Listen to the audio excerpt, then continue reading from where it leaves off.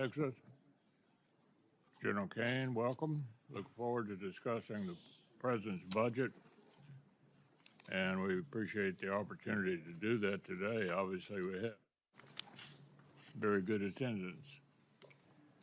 Today, the need for significant defense investments is as urgent and obvious as it is overdue. Quantity has a quality of its own, and the sheer scale of our defense commitments sends a powerful signal. But what goes under the top line also matters.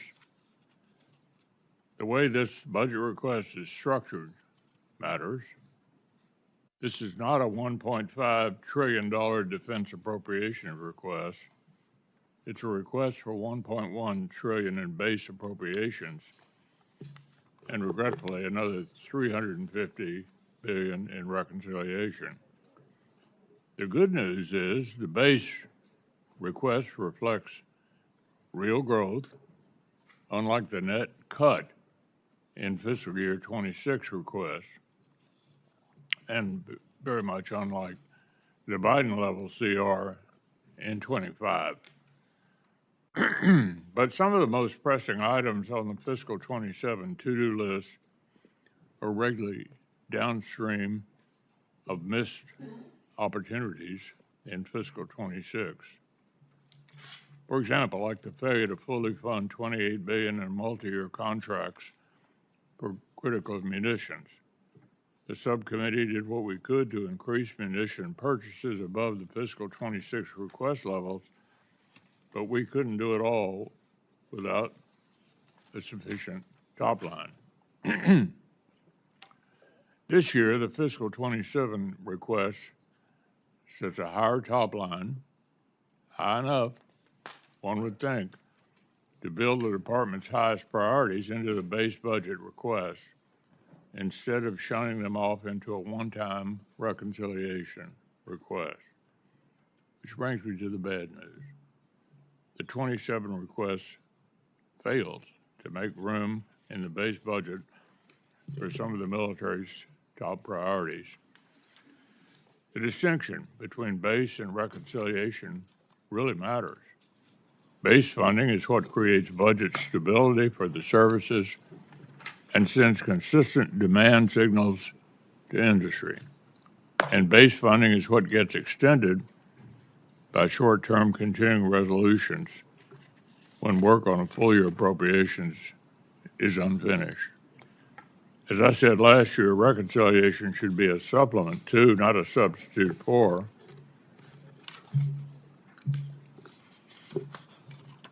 political realities will not always allow for party line budget reconciliation. And if the department's top priorities aren't built into annual appropriations, we're actually taking a big risk. The department is right to make Golden Dome, munitions, and the F-35 program and drone dominance top priorities. But these key lines of effort only work if we put them on solid fiscal footing. So, why is the department requesting funding for multi-year munitions contracts, which by definition require steady year-on-year funding via a one-time reconciliation? And why risk some of the president's top priorities like Golden Dome by not firmly building them into the department's baseline? National missile defense will require sustained funding over many years, not a one-year expenditure. Other key platforms like the second destroyer and the E-7 battle management aircraft aren't requested in base or reconciliation. So, Mr. Secretary, you've been outspoken about the pace of America's armed forces as the most, quote, powerful, most lethal, and most prepared military on the planet. I'm as committed as you are to sustaining that role, but that's precisely why I'm confused by the administration's failure to prioritize key systems in the year-on-year base budget spending. So I hope you'll explain the Department's current approach to allies and partners. The stunning success of Operation Midnight Hammer and Operation Epic Fury illustrates the importance of the access, basing, and overflight granted by our allies in Europe and in the Gulf. I'm as frustrated as anybody about Spain, but they are the exception to the rule when it comes to European allies carrying more of the burden. Likewise, it's impossible to conceive of U.S. power projection in Indo-Pac without the breach that comes from decades-old alliance relationships. So I want to hear the Department's view of the role of longtime allies in support of U.S. interests across the globe, because it's quite clear now that our expectation for European allies is no longer the focus of our own continent message that they received from your subordinates for most of the year. Our adversaries are working together to undermine America in the West, strained relations with our partners who are making generational commitments to collective defense and driving investment into American-made weapons and systems only serves our adversaries' interests and limits our capacity and deterrent power globally. So I want to hear about the future of capacity building with committed allies and partners. From the Baltic states to Taiwan and the Philippines, I expect the European capacity building investments intended specifically for Ukraine reach their destination without further delay. Wars in Ukraine and the Middle East clearly show that we have things to learn from our friends. If we want drone dominance, it makes perfect sense to deepen cooperation with the world's most drone warfare experts. I want to underscore this is not charity. When our partners are capable, deterrence is stronger, and the risk to our own service members is lower. This is true in the Middle East today as it was in Europe and the Indo-Pacific. And I think it's noteworthy that our allies in the Pacific have an interest in Ukraine, have sent representatives to NATO meetings.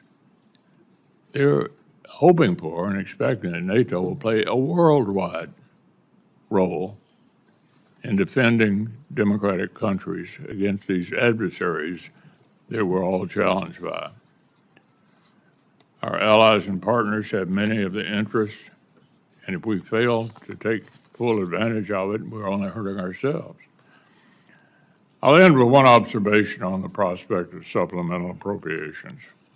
The deficiencies of our munitions, critical munitions stocks, and industrial capacity actually existed long before the conflict with Iran and Russia's escalation in Ukraine. If the administration sends Congress a supplemental appropriation request, it'll be an important step toward fixing a long-standing problem and investing in future deterrence. It shouldn't be a referendum on the war in Iran. I supported a national security supplemental in 2004, even though I thought President Biden's approach to Russia and Iran was too weak. I did it not because supporting Ukraine is in our strategic interest, but because these funds helped replenish American stockpiles and restore our own defense industrial base. And in fact, jobs were created in 38 different states in this country, in our country, American jobs, by a significant percentage of what that went for. Today, the need to expand munitions production and replace battlefield losses is actually even more urgent. So with that, I'll ask each of our witnesses, after we hear from Senator Coons, to make an opening statement and hopefully limit your remarks to 5 minutes. Chris? Thank you, Mr. Chairman. Thank you, Secretary Hegseth, General Caine, Chairman Caine, for appearing before us and for your testimony today. Let me just begin by expressing my gratitude to the service and sacrifice of the 2.8 million members of the Joint Force and the civilians who support them. And in this urgent moment, to focus on a few simple and clear questions. It bears repeating that the regime in Iran is a terrible regime that has the blood of thousands of American soldiers on their hands over decades, and that they pose a sustained and real threat to the United States and the region. And it bears repeating that our allies are increasingly distanced from us as our adversaries are increasingly aligned. I agree with much of what the chairman said, including that we are in a moment of real contest and danger in no small part because Russia, China, DPRK, and Iran are partnering. Russia and China are helping resupply Iran and the drones that they're using to contest and close the Strait of Hormuz, to target and kill Americans and degrade our facilities. And so if our adversaries are increasingly aligned, I think a core question is, are we? We have so many questions, Mr. Secretary, about this budget proposal, this $1.5 trillion budget request. And at the core is going to be, what's the cost of the war we're in Iran? How long will it go? What damage has been done to our security and our strategic position? When will we get a supplemental request and of what scale? When will we be requested to authorize this war? And when will the American people get a clear answer about our strategic goals and how we will achieve them? I share the chairman's concern that we have created real distance with our allies, most principally our NATO allies, who have stepped up and contributed tens of billions of dollars more to purchase the munitions for the defense of Ukraine and to dramatically increase their long overdue investments in our joint defense in Europe. But unfortunately, the way that the move towards war was launched 74 days ago, without consent, without consultation, has caused a real rift with our vital European allies.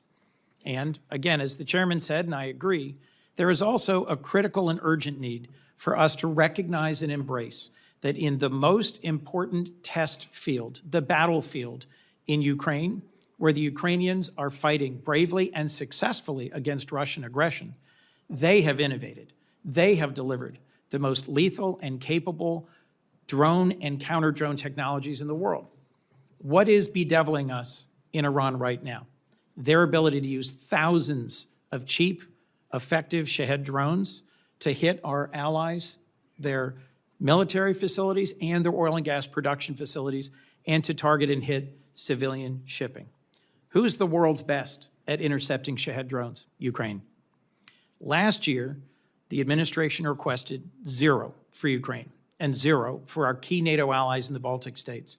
And on a bipartisan basis, this committee put in $400 million. When we met just about a month ago for the first time over at the Pentagon, and thank you for that conversation, we all emphasized the importance of coming to us with a spend plan for these $400 million. This is a $1.5 trillion request in front of us. Why am I taking your time on $400 million? Because I think it shows a key piece, a missing piece in strategic vision. We should not be standing aside from the war in Ukraine and saying, eventually we want to be a part of some peace between Russia and Ukraine. We should be learning the lessons of Ukraine. Our allies in the Persian Gulf they're buying their interceptor systems at scale. Some of our current and former leaders in our military were working very hard to learn the lessons of Ukraine. I must say, in a recent briefing for this subcommittee, I was very encouraged by 2 very senior members of the United States Army who are in Ukraine and have been helping our armed forces learn. But my heart fell when I left and was told that those 2 senior officers were being forced out. I am concerned that we have a distracted administration and a distracted department. From your written testimony, Mr. Secretary, it seems at times you're more passionate about fighting culture wars than winning the real war that we're in. At banning books, at cleaning alleged DEI off of websites, at taking on an anti-vaccine position rather than continuing the long-standing public health policies, at interfering with promotions. I'm stunned that you fired the 44-year Chief of Staff of the Army in the middle of a hot war and dismissed the Secretary of the Navy in the middle of a naval blockade. As dozens of senior flag rank officers have been dismissed, I am worried about what that does to focus and morale. We have a president who seems more focused on a billion-dollar ballroom and a victory arch rather than achieving actual victory, and a small piece of the $1.5 trillion request in front of us is for a new Trump class of battleships, a so-called Golden Fleet, which I think goes in the wrong direction. Let me come back to the basic point I was trying to make. The world of warfare is changing. Every major service can and should embrace smaller, lighter, faster, more distributed, lethal capabilities that will mostly be autonomous. This move towards a Golden Fleet, towards a new battleship, strikes me as moving in exactly the wrong direction, giving our adversaries a bigger target rather than a more capable platform. How do I explain to my constituents the cost of this war and the cost that we are looking together to invest in our national defense? I share the chairman's concerns about reconciliation. Last year, $150 billion was provided to the department, but the mismatch between base year and 1 year, between long-term and short-term, caused tens of billions of dollars in errors. Errors in how shipbuilding was handled, errors in how new munitions are being acquired. And working together on a bipartisan basis, we fixed many of those problems. This year's budget proposal triples that request to $350 billion. I agree with you about the urgency of our national defense. In your written testimony, you lay out 4 key goals: defend the homeland, deter China, increase burden sharing with our allies and partners, and supercharge the defense industrial base. As you've seen in the last Congress, I've worked with you and with Deputy Secretary Feinberg on multi-year munitions. I cheer the goal of finally passing an audit in 2028. I think we have critical investments to make in our defense industrial base. I think we are absolutely in the fight of our lives as a republic to win AI and quantum, space and surveillance, and the capacity to fight drones and launch drones. But I'm concerned that you, sir, and this department is distracted by issues that are not focused on the core thing we need to achieve. I could not agree more with what you said in your written testimony. For a generation, the United States was largely distracted by open-ended wars of regime change and nation building. And as you summarize this administration's approach, we will not send America's best to advance foolhardy or reckless adventures halfway around the world. Mr. Secretary, I agree that the Iranian regime is a terrible regime. I am grateful for the service and the sacrifice of the Americans who've been wounded or who've lost their lives in this current conflict. But I do not understand the strategy. And as the average American is seeing the costs at the pump and at the grocery store, and as this committee is being asked to approve the largest single-year increase in defense spending in decades, I need to better understand the answers to the urgent questions I've put before you. Thank you, Mr. Chairman.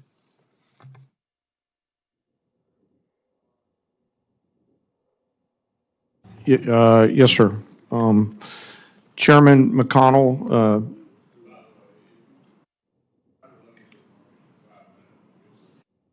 Just have plenty of questions. Go ahead. okay, John. sir. I'll try to keep it short. Rank Member Coons, other members of this committee, thank you for being here. I'm honored to be here alongside the Honorable Pete Hegseth and the Honorable Jay Hurst to talk about this year's President's budget. I'm grateful for the opportunity today to speak with you about the foundation of America's strength, our 2.8 million members of our joint force. And I'm continually inspired by the soldiers, sailors, airmen, Marines, Coast Guardsmen, Guardians, and civilians standing the watch. They all could choose to do something different, but they choose to come serve our nation and do something more important than themselves. I would also like to highlight the 40 members of the Joint Force who've passed on from operations, combat, and training during my time as chairman, to include the 14 members who passed and were killed in action in Operation Epic Fury, and also highlight our most recent loss, First Lieutenant Key from Africa, who was out there, TDY. As chairman, my duties to ensure civilian leadership has a comprehensive range of military options and the associated risks required to make our nation's most difficult and complex decisions. I owe the President, the Secretary, and you, the Congress, the truth at every turn, and my blueprint for this role has always been General George C. Marshall. His firm commitment to civilian control, to a nonpartisan military, remains my constant standard. I strive to follow his example by working with you and providing clear and candid, strictly nonpartisan military advice, and to present this committee and my civilian leadership the clearest possible assessment of risk, readiness, and executability, and mindful today of the unclassified environment that we're in here. We are, as you said, Chairman and Ranking Member, operating in a delicate and dangerous times. Global risk is scaling, and the complexity of the modern battlefield demands constant adaptation and innovation. Your joint force is operational at its core, purpose-built for the realities of a complex world. We're organized, trained, and equipped to execute the most demanding missions across the globe with unrivaled precision, as demonstrated by the actions and activities over this past year. We are the most professional military on earth, and we're able to do these things because of the deep, enduring reservoir of training, professionalism, and commitment.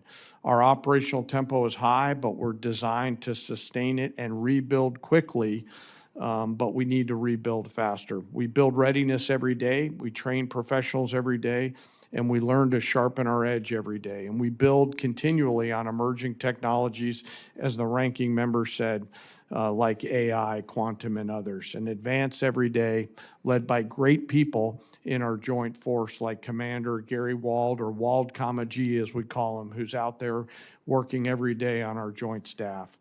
Driving this pace of change requires timely, predictable capital and sustained investment, and I look forward to discussing it today. The President's budget supports the Department's goal of recharging the defense industrial base and the national industrial base, those small mom and pop manufacturing companies that are out there in your districts that help us generate combat capability and combat capacity to ensure that we're globally integrated, properly armed and ready when and if our nation calls on us, while always taking care of our most important treasure, and that's our people. I'm deeply humbled today to be joined by the Senior Enlisted Advisor to the Chairman, Fleet Master Chief Dave Isom, who represents the 1.8 million members of our enlisted joint force. They are the special sauce of America's military.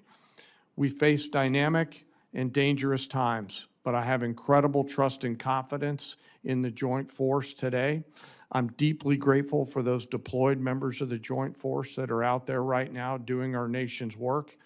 And I remain humbled by the gift of the ultimate sacrifice that those fallen have given us, not just for the 40 during my time in this job, but across the history of our great nation, and their families who continue to soldier on. Thank you, and I look forward to your questions.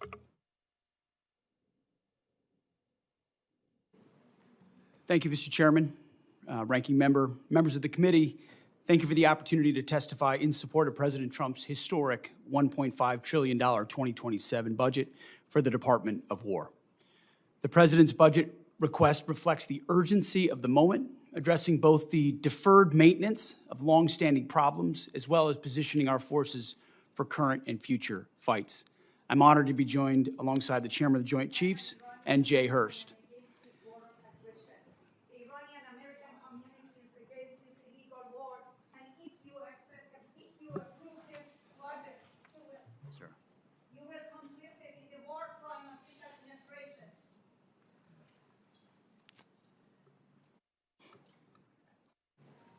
If I may interject, I ask that we have order in the hearing room so we can proceed. I ask the witnesses suspend until the room is cleared. It appears it's cleared. Go ahead, Ms. Secretary. Thank you. I'd like to start by thanking this committee and Congress for your partnership in securing the investments needed to maintain the most powerful military in the world. Our nation's ability to build, to innovate, and support the critical needs of warfighters at speed and at scale is the foundation upon which our survival rests. When President Trump took office, he inherited a defense industrial base that had been hollowed out by years of America Last policies, resulting in a diminished capacity to project strength, offshoring, outsourcing, cost overruns, and degraded capabilities. Under the leadership of President Trump, a builder-in-chief, we are reversing this systemic decay and putting our defense industrial base back on a wartime footing. Urgency informs everything that we do. We're rebuilding the military that the American people can be proud of, one that instills nothing less than unrelenting fear in our adversaries and confidence in our allies. We fight to win in every scenario, to include ensuring Iran never has a nuclear weapon. The $1.5 trillion FY27 budget put forward by the President will build upon the historic $1 trillion FY26 top line and will continue to reverse 4 years of underinvestment and mismanagement of the Biden administration. The $1.5 trillion budget will ensure that the United States continues to maintain the most capable military in the most complex of environments. Not to mention, however, that this budget also includes a historic troop pay increase, 7%, that builds on the pay increases that Congress has given in previous years. And the budget eliminates all poor or failing barracks. Quality of life for our troops is front and center in this budget. By supercharging our industrial capacity and transforming how the department does business, we are restoring American commercial dominance at a pace unseen in generations, transforming the defense industrial base from the broken, slow-moving systems of the past. We have flipped Pentagon acquisition processes from a bureaucratic model to a business model, decisively moving from an acquisitions environment paralyzed by bureaucratic red tape to an outcome-driven organization focused on delivering the most for taxpayers. Over the past year, through historic multi-year procurement agreements, smart business deals, we have sent an unambiguous demand signal to our industry partners, large and small, to build more and build faster. The result has been a surge, a revitalization of our great American factories and a massive reinvestment in the skilled American workers who serve as the industrial muscle behind our warriors. I'll provide a brief overview of what's been accomplished on that front in just a few months. These are announced new facilities and investments in support of American warfighters. The department has helped stimulate more than 250 private investment deals in 39 states and 180 cities in 150 companies, not just the big primes, worth more than $50 billion. This has resulted in 280 new or expanded facilities and more than 18 million new square feet of American manufacturing, 70,000 new jobs. These $50 billion in investments in new plants, new assembly lines, and new factories are private investments, not taxpayer dollars. By completely transforming our department's business model, American companies, private companies, are investing in their own factories with their own money, a historic demonstration of American manufacturing and defense revitalization, all with their capital, not Uncle Sam's. This has not been done before and is long overdue. It's from a bureaucratic model to a business model. These investments equal great things for American families and American workers and help ensure that we can defend the American dream, all American made. Together with the help of this Congress, we're turning the lights back on the arsenal of freedom. We're firing up the American economic engine at every level of our defense industrial base. Every policy we pursue, every budgetary item we request serves to ensure that this department remains laser-focused on increasing the lethality and survivability of our fighting forces from the front lines to the factory floor. We truly believe this is a historic budget. And at every level, we have made it a fiscally responsible budget. This is also a warfighting budget. Under President Trump, we are restoring the unbreakable might of American manufacturing, which has to underwrite everything. We're providing for our warfighters, and we are putting the people and interests of this country first. May Almighty God continue to watch over our troops, and may we honor the legacy of those brave Americans that we've lost. That is our sacred mission, and that's what we'll continue to execute on. Thank you for this opportunity, and we look forward to your questions. Thank you, Mr. Secretary. I know we all understand you're going with the president to China. We all agree they're the greatest long-term military and economic challenge to U.S. and our Western allies as well. Of course, Taiwan, Japan, and Philippines look to us. So can you reassure the countries out there in the Pacific that their security will not be on the table during the talks in Beijing? Is our strategy to preserve American primacy or simply to accommodate China's rise? And can you speak to our commitment to preserving freedom of navigation in places like the South China Sea? Well, thank you for the question, Senator. I would never purport to speak on behalf of the president or what he will say or how he'll approach these talks, but having an opportunity to watch him work, every aspect of what he pursues inside this relationship is to ensure that American interests are advanced. And our department, underneath that, we've worked very hard in that region, in the Indo-Pacific, with Japan, with the Philippines, and others, to make that a priority to ensure that America's security is amplified by burden sharing of partners who recognize the shared threats that we face and are willing to invest alongside us. And some of those things are known to the public. Some of those things are not known to the public.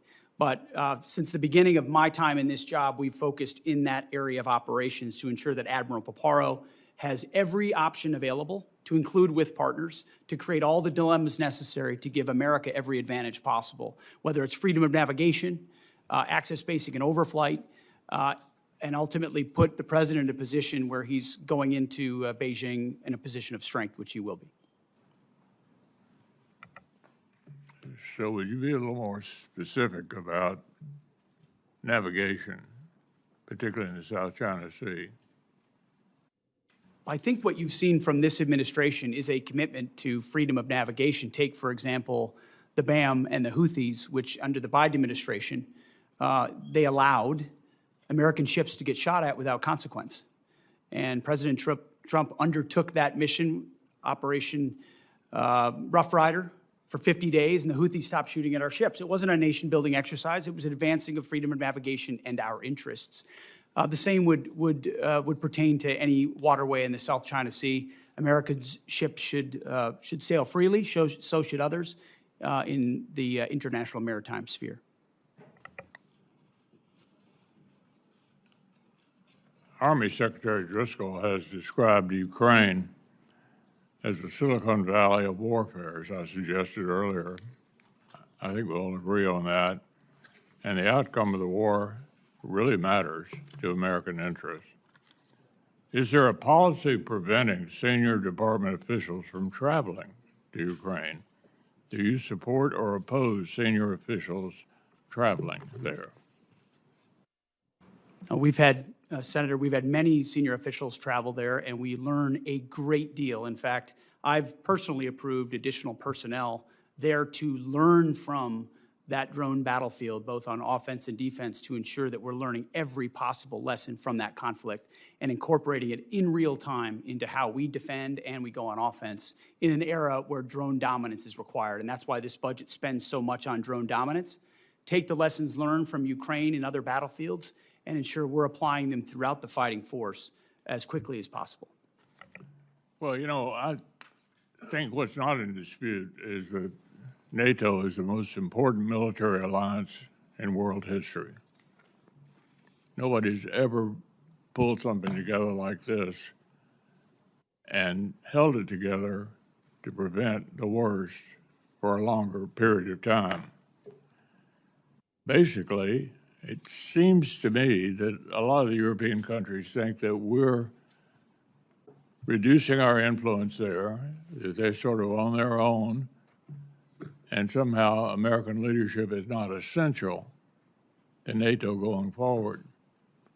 I would argue that it's certainly essential for us to continue to be the leader, and it's important to note the other countries that are looking to NATO, our allies in the Pacific, helping Ukraine, interested in coming to NATO meetings, anxious for America to continue to defend the free world, not just in NATO, but worldwide. It's a big job, and they're looking to us. There's nobody else who can do that. So what is the department's concise vision for the role of our allies and partners in defending America's global interests? Senator, our vision is to have real, capable allies and partners. I think that's what we've seen in Epic Fury. Israel's Air Force and their ability, will, and their capability is a demonstration to the world. There are other allies like that, and we need more of them. So flags are not the goal. The number of flags involved in an operation are not the goal. The goal is the number of capable formations who can actually fight alongside the American fighting man and woman. So it's not just us all the time. I saw that in Iraq. I saw that in Afghanistan. Our generation has experienced that. No administration has done more to ensure that our allies and partners realize that they need to step up so that we can amplify our capabilities. That's what burden sharing is all about. It's not just we carry the burden for other countries. It's other countries are capable of coming alongside us as well. But I also think Putin's invasion of Ukraine helped get their attention that they need to step up as well. And the president's been very clear about that. So they are headed in the right direction. What I'm worried about is which direction we headed in. I think it's very encouraging that European countries have stepped up to ensure that Ukraine can defend itself. I think that's a very good development. Senator Coons. Thank you, Mr. Chairman. So, Mr. Secretary, in January, President Trump signed the fiscal year 26 Defense Appropriations Bill. It provided $400 million specifically to aid Ukraine in their fight against Russia. This is at a time when our European allies and partners have stepped up to take on the overwhelming majority of the cost of any munitions or support for Ukraine. So far, your department has not spent a dime of that $400 million, despite repeated follow-up requests from the chairman and myself.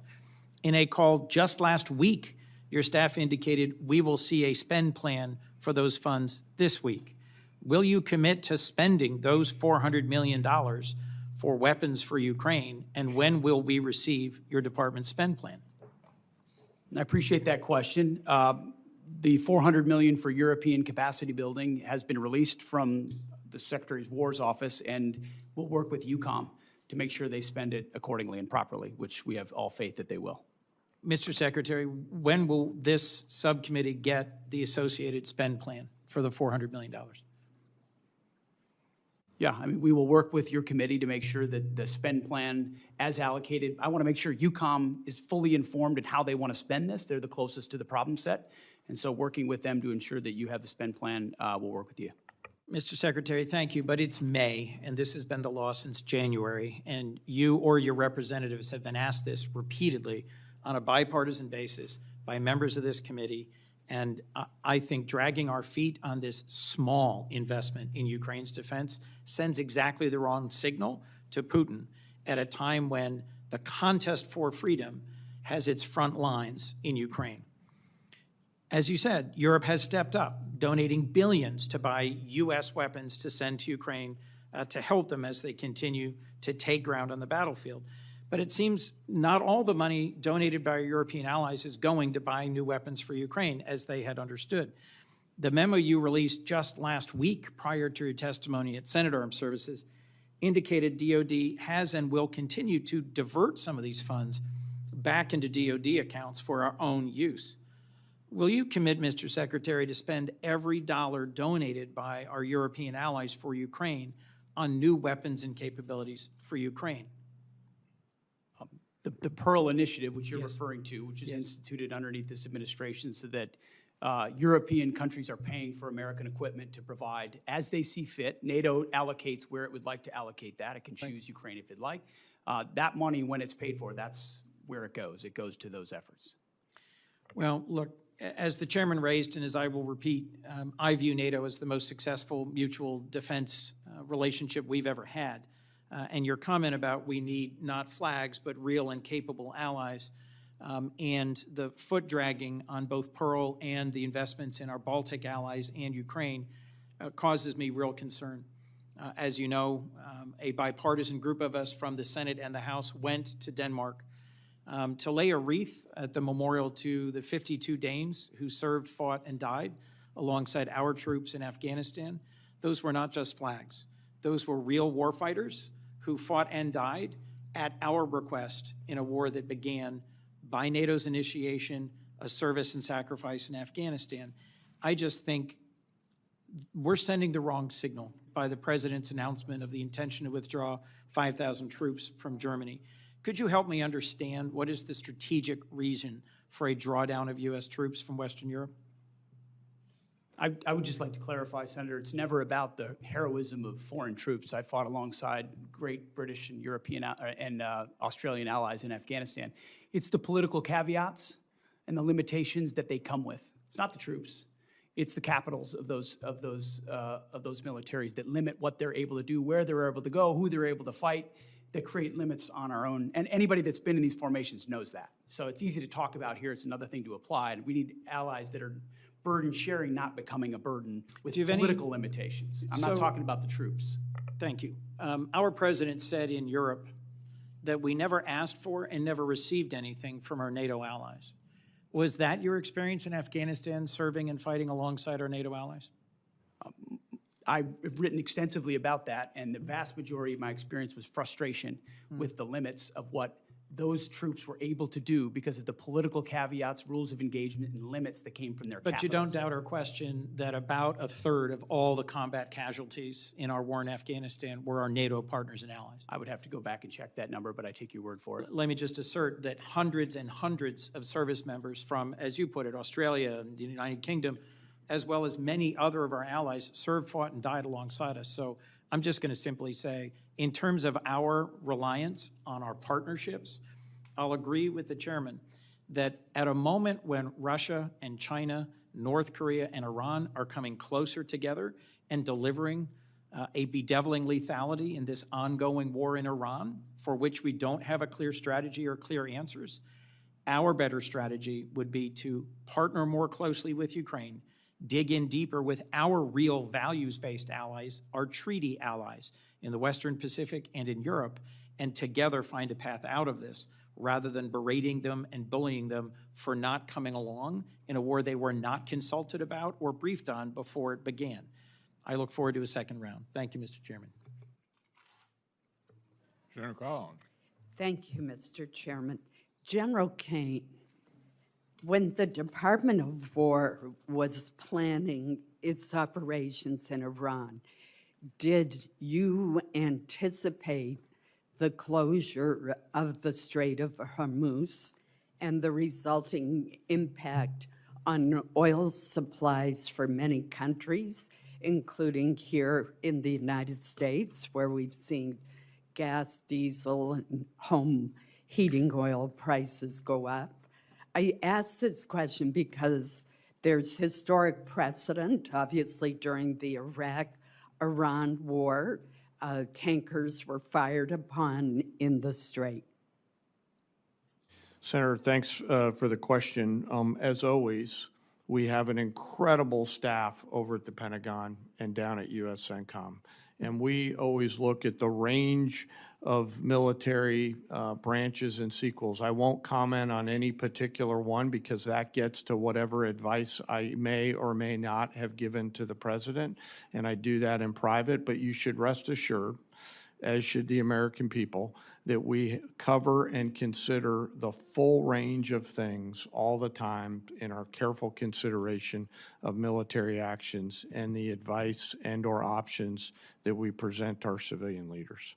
It seems to me that there's been a different plan almost daily with dealing with this problem, which is why I ask. Mr. Secretary, Let me start by thanking you for visiting Bath Iron Works in the state of Maine. The workers were very pleased to greet you and hear your encouragement and praise. The Aegis destroyers play such a critical role in our national security, from intercepting Iranian missiles to supporting combat operations around the globe. While visiting Bath Iron Works, you correctly described the DDG destroyers as the workhorse of the fleet and emphasized maxing out on DDGs sends a message to the world. I was also delighted that you noted that Bath built is best built, a slogan of which we're very proud. I fully agree with all those sentiments. That's why I was alarmed to see that this year's budget request only includes funding for just one DDG 51. That's down from 2 in FY26 and 3 in FY25. That reduction to a single DDG 51 creates uncertainty for U.S. surface combatant industrial base at a time when BIW is demonstrating huge progress in workforce retention, production stability, and faster throughput. So there needs to be a steady demand signal for DDGs in order to keep the yard operating at all phases, from cutting the initial steel to completing the ship.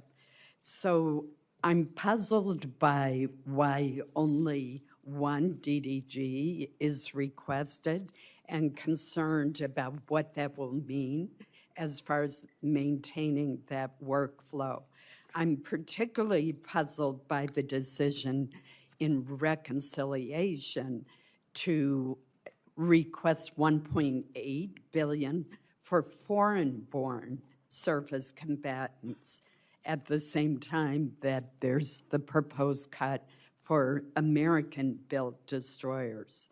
Wouldn't providing a demand signal for U.S.-built DDGs from the department help the industry further increase the speed at which these ships are being produced?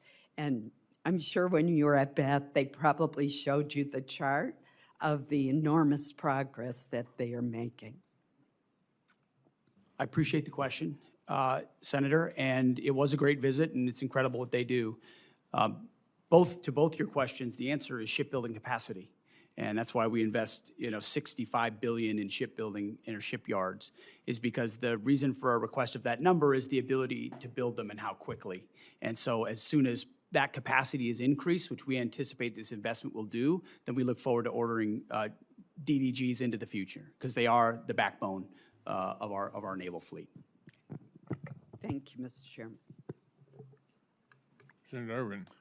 Thanks, Mr. Chairman. I associate myself with the remarks of Senator Coons earlier about the $400 million for Ukraine, and I hope that it is allocated quickly. I'd like to ask a similar question about the $200 million in that same appropriation bill that was designated for the Baltic Security Initiative. Has that money been released? If it has not been, it should be. I don't know, has it been released? Senator, so I believe there was a mistake with how the appropriations bill was written. We're trying to rectify that through a reprogramming action to make sure we have sufficient funds in the DSCA account to execute BSI. It's 5 months after that bill was signed into law. How long will this take? I think it's contingent on the reprogramming action being approved by the committees of jurisdiction of the Department of War. So you're suggesting it has to go back through Congress for the current appropriation? I need to move money between DSCA accounts to execute BSI. That's right. Well, I can tell you, I would like to work with you to dispatch that money. It is needed for the Baltics and Poland and needed on a timely basis. Absolutely. I'd like to take a moment to reflect on the war in Iran, which you, Mr. Hurst, testified before Congress has cost us $25 billion 14 U.S. military personnel tragically killed, and a tenuous ceasefire in place.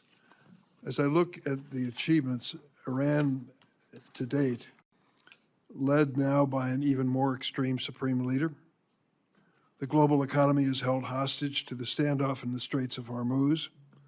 Our munitions stockpiles are dangerously depleted, and Iran is no further from a nuclear weapon than before our invasion. General Caine, the president has claimed on several occasions over the past couple of months that the war is over, that the conflict has been concluded. What were the goals of the U.S. conflict in Iran, and have we achieved them?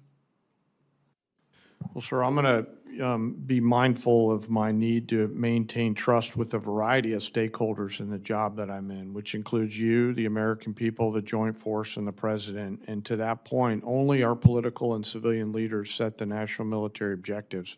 Our military objectives have been clear the whole time around targeting Iran's ballistic missile systems, preventing them from threatening U.S. forces in the region, destroying the Iranian Navy, degrading its capacity and capability, and ensuring that they can't rebuild by focusing on their defense industrial base. I'll defer to the Secretary and the President on other strategic objectives, but that's what we've been focused on, sir. Do you feel that the situation in the Straits of Hormuz indicate a victory on our side? Sir, only political leaders decide victory or defeat, and that I'll leave it to them to opine on that. They are the ones who invoke or stop the use of military force. Well, then let me put it in strictly military terms. Can you explain to the American people who are facing these gasoline and diesel oil prices what is going on in the Straits of Hormuz, where Iran, which was attacked by us, seemingly as the Straits of Hormuz at a standstill, with 1,500 tankers waiting for either permission or peaceful circumstances to navigate? So I think militarily, it's a case where Iran is choosing to hold the world's economy hostage through their use of military power across their southern flank. And so I would encourage Iran to reconsider that. And I would encourage those allies and partners who have an opportunity to come assist with that tactical problem to do so. Could you explain to the American people why, with the vast investment we've made in national defense and military, how Iran, after they've been attacked by us, is still capable of stopping the traffic in the Straits of Hormuz? Well, sir, it's a complex situation out there with a lot of different small boats that are out there and other capabilities. Some of this is on the commercial traffickers. Some of this is on, again, back to the main problem, and that's Iran holding the global economy hostage through the Straits. I would encourage them to think wisely about their next moves and to take the opportunity to open the Straits. They have that choice to make. They certainly do. I guess the question in my mind is, as we talk about trillion-dollar-plus budgets for our military, it appears that a very small budget is holding us hostage in the Straits of Hormuz. Yield, Mr.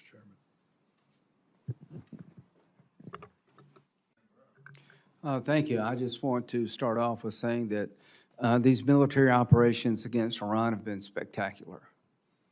In a matter of months, we have degraded the largest state sponsor of terrorism beyond what I thought was possible, probably more to come.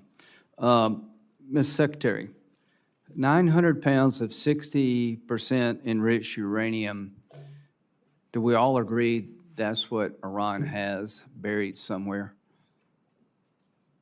In this format, some of that should be classified, so I wouldn't comment on the exact amount of anything. Okay, well, it's just pretty well known. They brag about it.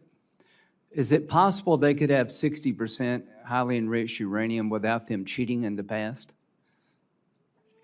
We know in every context of what Iran has undertaken, they've lied and cheated. The answer is no. Everything that Obama and Biden did was designed to keep it to a civilian nuclear program. There is no way in hell they can have 60% highly enriched uranium unless they cheat. So everything y'all did failed. And you want to criticize? You failed. You allowed Iran to be a threshold nuclear nation. Everything you did failed. Missiles, Diego Garcia. Did they shoot missiles at Diego Garcia, General Caine, the Iranians? Yes, sir, they shot a few. Under the protocols we had in place, were they supposed to be able to do that? Without reviewing the fine print, I believe the answer is no. No, they weren't. You failed there. You failed to stop Iran from being a nuclear threshold nation. You failed to stop Iran from having missiles that could go thousands of miles. Why should we listen to you? Bottom line here, China. Does China buy 90% of Iranian oil, Ms. Secretary? China buys a very large percentage of Okay, Iranian oil. 90% is pretty large. So does China buy, are they the largest purchaser of Russian oil and gas? I would imagine they're up there, Senator. They are. They're the largest. So President Trump, when you go to China, realize that the person you're talking to is propping up Russia and Iran. I appreciate what you've done in Iran. I appreciate what you're trying to do to end the Russian-Ukraine conflict. Do you agree with me, Mr. Secretary, that of all the countries on the planet, China could have the most influence of ending this war if they chose to? I think the most influence is in President Trump's hands and what he decides to do, and he'll Well, set what the if, terms what of how if this. China stopped But buying? ultimately, China has a lot of leverage, you're right. Yeah, they did. What if they stopped buying 90% of oil from Iran? That's not President Trump. That's up to China. Do you support putting tariffs on China if they continue to buy Russian oil and gas? Tariffs is not my lane, but anything got we can you. do to put pressure on people, I usually Right. support. Well, do you believe that when we put pressure on India by a 25% tariff for buying Russian oil, they kind of backed off? I would say I've had a front row seat to the efficacy of tariff policy, yes. Yeah, I think it works, guys, and we're on the breakout here in a minute of having a bill that would give the president ability to tariff the largest purchasers of Russian oil and gas, and I hope he will use it. So I just want to, Pakistan, are you aware of reports that Pakistan are allowing their bases to be used to park Iranian aircraft, General Caine? Sir, I've seen one report on that. Well, is it accurate? Sir, I think based on the variety of classification matters. that Let I've me seen, just say, do you agree if it is accurate, that is sort of inconsistent with it being a peace mediator? Sir, I wouldn't want to comment on that based on the ongoing Thank you. negotiations and Pakistan's role. Secretary Hegseth, if the mediator is allowing reconnaissance aircraft in Iran to be parked in Pakistani air bases, do you think that's consistent with being a fair mediator? Again, I wouldn't want to get in the middle of these negotiations. I want Well, I maximum do. efficacy I for want our to get in the people. middle of these negotiations. I don't trust Pakistan as far as I can throw them. If they actually do have Iranian aircraft parked in Pakistan bases to protect Iranian military assets, that tells me we should be looking maybe for somebody else to mediate. No wonder this damn thing is going nowhere. So, you know, I appreciate all you've done. I'm very supportive of it. But when it comes to Pakistan and China, enough already. Thank you.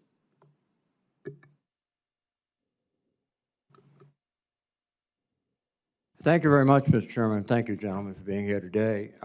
Mr. Secretary, we have been trying to track down the expenditures in the Operation Epic Fury and Operation Freedom now. And we've sent letters, and we've got very few responses. We've been sending the letters since March 10th. We did understand that there was a release that in the first 6 days, $11.3 billion was spent. And then recently, we were told $25 billion was spent. Today, I think the number's $29 billion. Can you provide some details as to what consists of that $29 billion? Have we counted everything? Yeah, Senator Reed, so I testified this morning to HACD that between the Joint Staff and the Comptroller staff, our operational cost estimate is now $29 billion. A lot of that increase comes from having a refined estimate on repair and replacement costs for equipment. Our munitions costs are fairly fixed. We think they're very accurate, and there's some O&M costs there as well.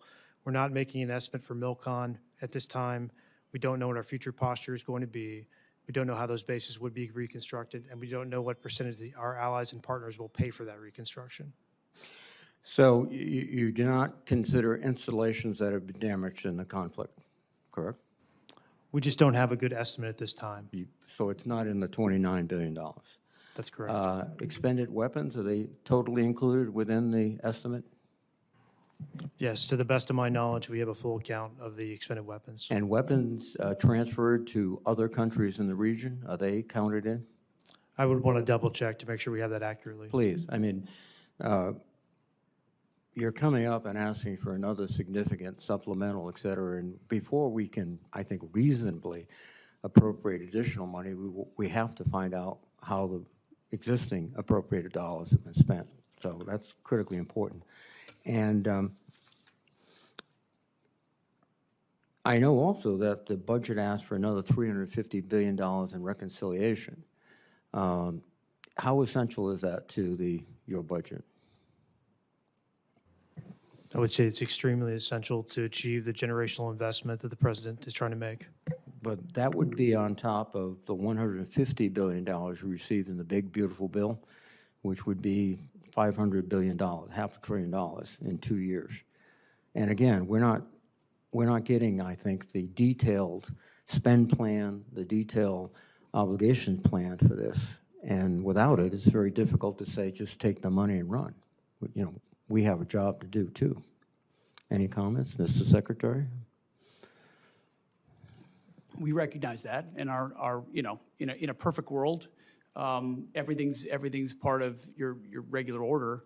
This is a dynamic place with a lot of dynamic factors, and so in order to get where we need to with the historic investment for this department, we think this is the best allocation in order to get there, Senator.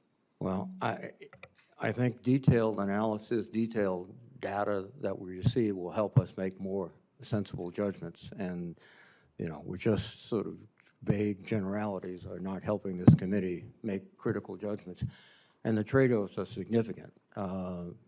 Deficit is increasing dramatically.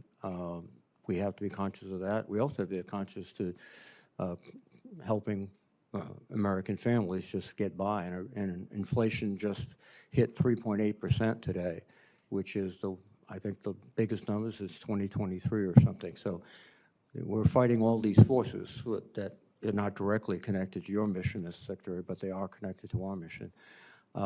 General Caine, your observations on the future course of action in the Persian Gulf. We're in this tenuous ceasefire. What's your sense of the direction forward? Well, sir, I won't opine on a hypothetical. What I will assure you is that we retain and continue to hold a range of options for our civilian leaders. It would be inappropriate for me to opine on how it may go, but rest assured we still hold many, many options. Have you been surprised by the resistance of the Iranians? Sir, as a warfighter, I always assume an enemy's going to resist. And the job of the joint force is to win at the time and place of our nation's choosing. So I always assume an enemy's going to fight, and I find that's the best pathway. I think so too, and you communicated that to the president as you advised him before the decision was made? Sir, as I've said respectfully before, I won't comment on my private conversations with the president in order to make sure that I maintain trust with him and with you and the American people and the joint force. That's a principled response. Thank you very much. Thank you, sir. Senator Moran. Chairman, thank you. Secretary Hegseth, welcome. I just returned Friday from a visit to China. And one of the things that is seemingly clear to me is that Taiwan remains at the forefront of the Chinese efforts, next steps in what they want to accomplish. And we have commitments, I guess, to defend Taiwan. You can explain that to me as you choose. What I would like to highlight is while Taiwan is still at the forefront, at least in the minds of the Chinese, The United States is seeing the Russian invasion of Ukraine, in which we're yet to some degree still involved. We're having deterrence in the Indo-Pacific in regard to China. We're conducting operations in the Middle East. All of that has drawn strategic capabilities from the joint force. One of the things I think we can do to augment our joint force is strong allied relationships, partnerships with others. Given the current threat environment that we are in and the scale of the global demands upon the United States, can you speak to how the department views the role of allies and partners in sustaining our global posture? And does the defense budget recognize, reflect the needs to strengthen allied integration and maintain credible unified deterrence? Senator, I appreciate the question, and I think foundational to it is a recognition that countries closest to the problem set should be most invested in ensuring that they can deter that adversary, which is why we want European capabilities to increase to deter Russian aggression. When you look at the Indo-Pacific, it's been a focus of our department since the day I showed up, whether it's ASEAN or Shangri-La or traveling to the region, going to South Korea, going to Japan, going to the Philippines, having them to our building to build out those relationships in a very real operational way. It's not about what we can sign. It's about what contingencies and dilemmas can we create for adversaries who may seek to expand their sphere of influence, whether it's militarily or economically or through pressure. And so I think while we've been involved in a lot of efforts around the world, through the president's leadership, we've reestablished deterrence. The world knows that America's word means something, from Maduro to the Houthis to Midnight Hammer to Epic Fury. When the president says you can't have a nuclear weapon, he means it. When the president says you're an indicted individual, he means it. Everybody sees that, including in the Indo-Pacific. And when you do that, plus build out your alliances, not based on talk, but based on capabilities, access, spacing, and overflight, training, interoperability in discrete ways, I think all the right people pay attention to that and see it. And that's been the focus in the Indo-Pacific for us for a while. And the budget request reflects those circumstance that you just described. Very much so. I would say Admiral Poparo, his request, his line items, his input was front and center in the build of FY27 to ensure allies and partners are considered. Yes, sir. Secretary Hegseth, let me change the topic. I worked closely with Senator Cruz to introduce and secure the unanimous Senate passage of the Rotor Act. That was an airplane that originated from Kansas that saw the death of 67 people near Reagan Airport. The department in December the 17th, released a statement in support of the Rotor Act, and yet when the House considered the Rotor Act, the department released an additional statement and claimed that enactment would create significant unresolved budgetary burdens and operational security risks affecting national defense activities. Can you explain what happened between the first statement and the second statement that caused there to be a different reaction? And I ask this because it's still very important to me that the Rotor Act or something very similar to the Rotor Act is enacted into law, and apparently for it to be passed, it needs to be something that the Department of Defense is supportive of. So what is it that changed between the initial statement, the second statement, so that we can bring this legislative endeavor to fruition? Well, I appreciate your attention to what occurred there. We've taken it seriously from the beginning. We recognize the need for the requisite oversight. It was an earnest change. The department didn't think that the changes that we had asked for were incorporated properly into the bill, and as a result, we came out and opposed it. But we look forward to an iteration of that bill to get passed because we think it's important that it happen. So if I can paraphrase in my words so I understand what you're telling me, it isn't that something changed, it was that what you asked for didn't get enacted in the Rotor Act before it passed the Senate? Correct. We think some changes that need to be made were not made to the bill, and as a result, we changed our position, but we look forward to supporting something in the future. Yes.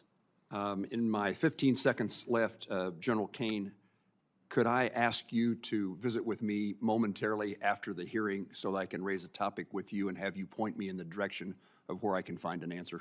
Of course, sir. Thank you. Senator Murray. Thank you very much, Mr. Chairman. Mr. Secretary, the war in Iran has not only cost 13 American service member lives, it is also costing American taxpayers dearly. Tens of billions of dollars and counting, and that's money that could be helping people perhaps get health care. But instead, we're paying for bombs dropped in a war that American people overwhelmingly oppose. Now, earlier this morning, I know that your team testified Trump's war with Iran cost $29 billion so far. That is $29 billion blown on a war of choice, and that's what it would have cost, actually, to save the ACA tax credits. But as my colleagues have already stated, what is concerning as well is it seems quite clear that that cost estimate is suspiciously low. Now, your acting comptroller suggested that damage to U.S. facilities was not factored into that figure. It is clear that there has been extensive damage to American military assets. New reporting from the Washington Post and others indicates that Iran has hit at least 228 structures or pieces of equipment at U.S. military sites. Can you tell us what the cost of damage done to U.S. facilities is because of this war? Well, I think Jay covered pretty clearly what we can or cannot share, but I would simply respond that, and I think it's an important point, considering what the president is undertaking, is what is the cost of Iran obtaining a nuclear weapon? And the fact that this president's been willing to make a historic and courageous choice to confront that, it comes with cost, and we recognize that. I understand and what we your honor judgment that, is. We have a judgment as well, and I'm asking if you can tell us, and at what point you can tell us what the cost of damage done to U.S. facilities is because of this war. Yeah, ma'am, thanks for the question. So for future posture in the Middle East, we don't know what that's going to look like. We don't know how we're going to design these bases. The damage to date, you do not have any cost estimate on it at all. For the military construction, I don't have a cost estimate to provide you at this time. Well, when will we get that? Again, it depends on what the future posture is, how we decide to construct those bases. To date, you know what has happened to date. We can't get that number, and that is a real concern to us. Our job is to appropriate dollars, and we're just told it's coming, and we don't get it, so it's very hard to do our budgets. And right now, Mr. Secretary, people are paying $4, $5, even $6, $7 for gas, and American taxpayers are now on the hook as well for paying for this disastrous war. You're spending families' hard-earned tax dollars on a war that many strongly oppose, and you're forcing people to pay more at the pump, and yet you're not even providing a real breakdown for the cost of this war so far. We have no real details, you have indicated that, and yet now you want Congress to send you $1.5 trillion more. To me, that is unacceptable, and I hope our Republican colleagues will join us in not only rejecting that absurd request, but in insisting that the American people get the actual answers on how much money, their money, we are spending on this. Now, let me turn and say, Secretary Hegseth, the president has called Medicaid, Medicare, and child care little scams and said, quote, we're fighting wars, we cannot take care of daycare. I'm just trying to understand that. Is it your position, since you're asking taxpayers for another $500 billion for the war, that American families should be forced to give up child care and health coverage so that you can have $1.5 trillion for this budget? Senator, that's not my department. I certainly support this, and I also support the president's efforts to find and remove fraud wherever possible in a general sense. I'm not talking and we about do that in our fraud. department as well. I'm at every step. not talking about fraud. I actually asked whether an American family should lose their health care or their child care to pay for this budget. That is literally what the president suggested. The president has proposed a historic $1.5 trillion budget that will defend the nation and confront threats like Iran, which previous presidents allowed to happen, as Senator Graham pointed out. Well, previous administrations said they wanted to take care of this problem, and they did not, and he's doing this it. committee, the question in front of the American people is, what are they being asked to give up for this $1.5 trillion? That's where I was talking about. And lastly, Mr. Secretary, your budget request cuts through Trump's ramblings and really, to me, makes the truth clear that you and the president don't value families as much as you value defense contractors. You want to increase the war budget. I meet Let me every finish. family at Dover. Okay, don't tell me Let we me- don't care about families. We Mr. sure do. Mr. And we Secretary- take care of them in every way we possibly can.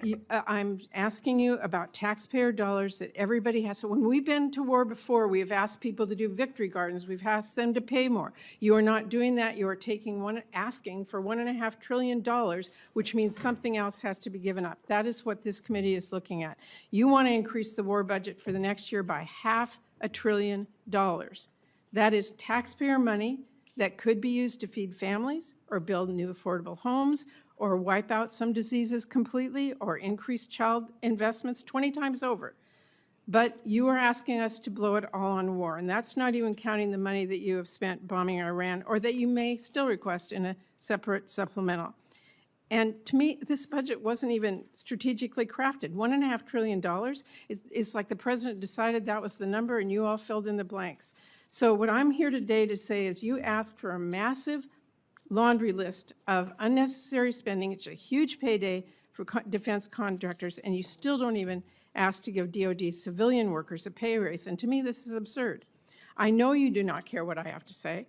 So let me quote you someone you might actually listen to, President Eisenhower. He said, "Every gun that is made, every warship launched, every rocket fired signifies in the final sense a theft from those who hunger and are not fed, those who are cold and not clothed.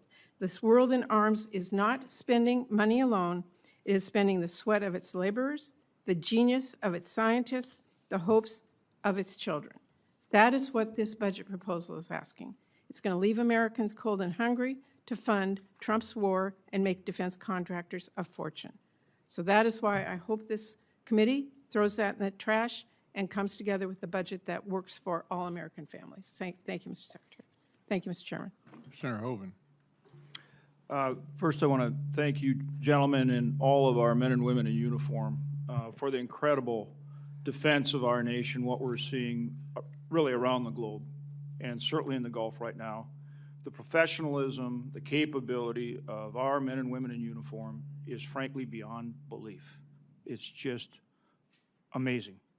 And we need to say thank you to those men and women and their families every single day. It's really something.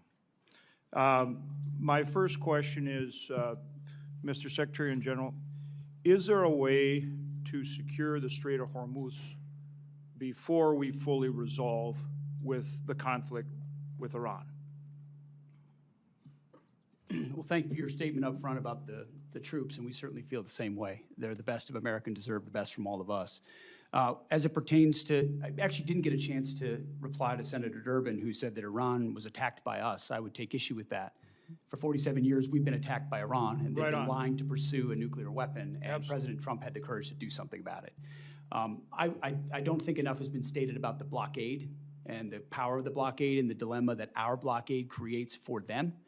They can't move anything out of Iranian ports, and over, I think it's 65 ships at this point have been turned around or disabled. The economic pressure that creates on them greatly outstrips the pressure on us, and we don't use the Strait of Hormuz anywhere near as much as the rest of the world does, or certainly they do. And I think it creates a lot of dynamics for future energy dominance for the United States of America, considering the increased capability that our country has, not to mention opportunities in Venezuela. So we have a range of options, as the chairman and I have discussed extensively, mostly privately, but some in public, to ensure that transit were to continue, should the president or others want us to go in that direction. But ultimately, we control the strait. Because nothing's going in that we don't allow to go in. And trust me, when we look at what Iran's thinking about that, they know they can't break it, and it's very concerning for them. Iran only responds to strength and force. And that's specifically why I asked the question, in that their evil regime can make their people suffer and hang in there. But if we can keep the pressure on with the naval blockade and navigate the Strait of Hormuz, we can keep the stranglehold on this evil regime and force the type of solution that we need and the kind of verification we need to enforce it. And that's, again, why I asked this question, and maybe both you gentlemen could respond to that. I'm not saying that is what the outcome will be or, ultimately it's up to President Trump. But what I'm saying, is it possible to keep that stranglehold on with the blockade, even though, the tyrants, the IRGC won't give up right away and secure the Strait of Hormuz while we continue to put that pressure on them for a result that can work for this country and the world and that's enforceable? And I'd like you to give me some more color on that, both of you gentlemen. Sir, I'll take a moment here and talk about pressure. And what you're really alluding to is what the entirety of the interagency is working on. With a hat tip toward Secretary Bessent, Secretary Rubio, and the rest of the interagency, the totality of total pressure, which the military element is just one component on, is what the regime in Iran is feeling right now. And I think there's no shortage of ability to hold that pressure. The decision on for how long to hold that pressure is, of course, a political one and within our civilian leadership. But I would highlight that they are absolutely feeling that pressure, not just from the blockade, as the Secretary talked about, but the continuation of sanctions that Treasury and others have put on there, and we retain a range of military options. Well, I 100% agree with you, but their ability, the regime's ability to endure pain is significant because they just put it on their people. My point is keeping that pressure on them, but at the same time securing passage in a way where commercial traffic will start moving. That relieves pressure on us and our allies, and that's what I'm asking for more color on how you effectuate that. Senator, there are options for that, should we go in that direction. There's a multitude of different directions, should the president seek to go that way, that we're prepared to operate on. Evidenced by the destroyers that went in and came back out. Exactly. To the great detriment of the limited ability of Iran to defend. I mean, remember, the entirety of Iran's conventional navy is at the bottom of the As with everything you do, you start out at a really high level, and then you just get better. And I'm seeing that with this blockade right now, with the way you disabled those last two tankers. I mean, you're getting better at blockading. And again, that's why I'm looking for continued options to secure traffic in the Strait while we continue to put pressure on Iran. Okay, thank you, gentlemen. Thank you. Thank you, Chairman. Secretary General, thank you for being here. Secretary, I want you to provide some reassurance for my constituents. In 2019, the DIA published that Iran, quote, had swarms of small boats, large inventory of naval mines, an arsenal of anti-ship missiles that can severely disrupt maritime traffic in the Strait of Hormuz. In 2025, after Operation Midnight Hammer, a Brookings expert said, quote, "It is wrong to conclude Iran is now a defeated nation and will act accordingly. Iran's demonstrated destructive missile capabilities have penetrated nearly every part of Israel. Iran's arsenal could endanger American forces in the Gulf." And Senator Collins asked General Caine about the extent to which you were briefed and the president was briefed about the very likely outcome of this kinetic engagement. And there are some data points that seem to indicate that we did not see all of this coming or that we didn't account for it. We may have been briefed on it, but we didn't account for it. Parts of the THAAD and Patriot systems in South Korea were moved to the Middle East. This is after the war. After the war, munitions were moved from around the world to defend U.S. sites in the region. There was a rush to evacuate United States personnel, and Iran struck more than 200 structures and equipment at 16 U.S. sites. So, Secretary, can you just reassure us that this was all foreseen and part of the plan, or can you tell us whether there were any surprises here? Well, thank you for the question, Senator. I can reassure you that it was all accounted for. Every aspect of this was poured over by the Joint Staff, by civilian leadership, and represented in pursuit of a very clear goal. And the chairman laid out correctly what the metrics militarily were from the beginning, whether it's ballistic missiles, Iran's Navy. You know, you can't contest a blockade if you don't have a conventional Navy, destroying the defense industrial base, but it was all in service of ensuring Iran never has a nuclear weapon. So as a And for, if- just if as you a for have- example. I mean, that was, so I want you to know, it was all Yeah, seen through the lens of preventing Iran from having the Yeah, I ability to understand that's threaten the region underlying or us. objective, and I do not dispute the military success. I don't think there's any doubt that when the most powerful, most well-funded, most technologically advanced, most disciplined, most trained military in human history sets out to do something, they almost always accomplish it. And so that's not what I'm talking about. I'm just wondering why we're moving THAAD assets from South Korea after the war started. I'm just wondering why there was a scramble to evacuate personnel, and I'm wondering why the President of the United States, our Commander-in-Chief, said that he was shocked that Iran would retaliate by striking other countries in the region. This was not just foreseeable, it was foreseen. It was, you know, this is, you don't need to get into a skiff to understand that their likely play was to asymmetrically retaliate and then to close the strait. And then it happened, and then the president said, gosh, who could have seen this coming? I'm just trying to figure out, for those of us on the left and the right who are wary of regime change wars, who are wary of happy talk, who have learned through terrible experience the cost of this kind of adventurism. Why is this any different, and why didn't we see this coming? I appreciate your lauding of the force up front, and earnestly, that it's the greatest fighting force on planet Earth. But that was the same fighting force that surrendered to Iranian fast boats under the Biden administration. We all remember the pictures. Remember the Americans with their hands above their head at gunpoint of the Iranians? It's because they didn't have leadership like President Trump, who empowered them to do what was necessary. The Biden administration allowed them to pursue nuclear ambitions, didn't do anything about it. President Trump stepped in. We factored all the risk and ranges of options, put in maximum defensive capability for our troops as we could in real time, empowering the CENTCOM commander with everything he needed to ensure this mission could be as successful as possible, knowing there are branches and sequels of every operation that have to be accounted for. I'm going to Factor the Navy. You I just have might 35 wonder, seconds. why would Secretary, you sink the hold Navy on, if you're trying to prevent a nuclear Iran? There's reasons for that, because you're planning for contingencies in other ways that this could go as well. Secretary, I'm trying to stay on time here. I hear what you're saying. I just don't hear an answer to the question of why we had to take certain actions that could have been taken before the kinetic engagement and would have kept our assets and our personnel more safe and would have looked and actually been more planful, more thoughtful, more well executed. Why are we doing all of this stuff as if it's a scramble if all of this stuff was foreseen?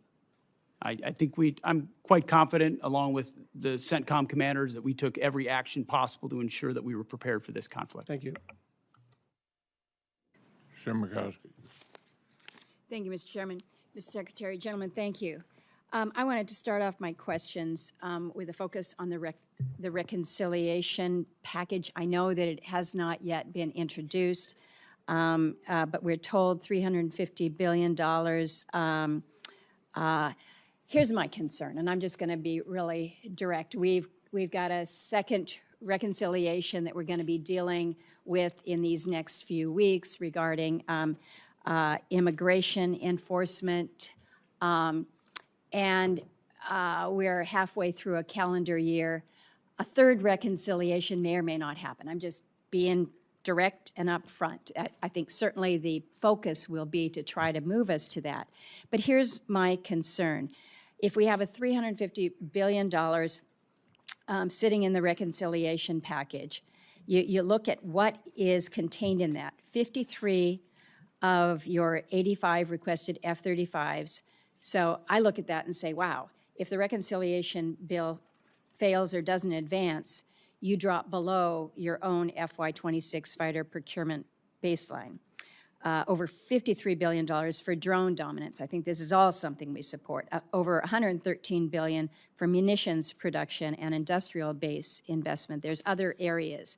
So here's my question. I worry about us banking on a third reconciliation package. I know we don't want to engage in the speculative here, particularly if it's a negative, but I'm worried about the committee accepting a defense budget where effectively a quarter of it, including some of the bread and butter procurement requirements, depends on a third reconciliation package that may be an uphill climb. And so I